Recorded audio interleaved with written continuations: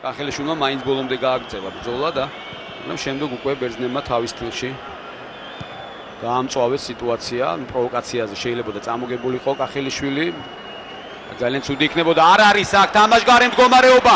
გუდიონსენი 1-1-ზეა, უნდა გამოიტან. პენალტი დანიშნა საჯმა.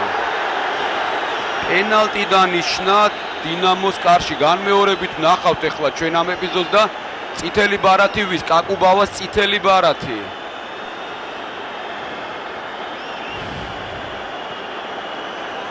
კაკუბავა გაძევებულია და პენალტი დინამოს კარში.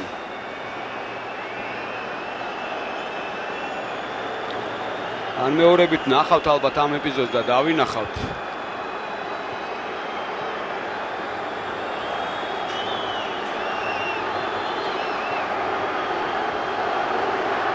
ამოსდო ფეხი უკნიდან კაკუბავა.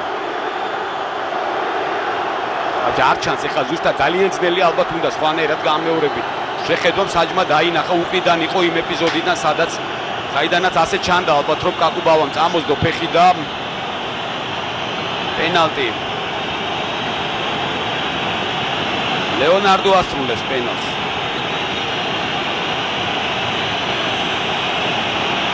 საჯმა არ უნდა მისცეს დარტყმის საშუალებას ან კაკუბავა არ გავა მოედნიდან. 111 წუთია.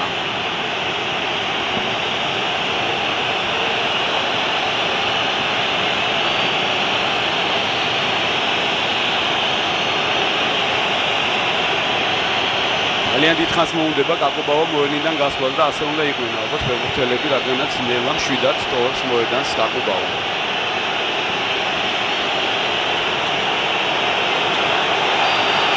მისცემ საჯმა ნიშანი, გამორბენი 1-1. ყოველთვის არის ერთი რამ ფეხბურთში დაუწერელი კანონი, მასპინძელთა სასარგებლოდ მცირე უპირატესობამ საჯს აქვს. სამწუხაროდ ეს ალბათ ჩვენს გუნდებზე ნაკლებად მოქმედებს. ასეთ სიტუაციაში 111 წუთზე პენალტის დანიშნა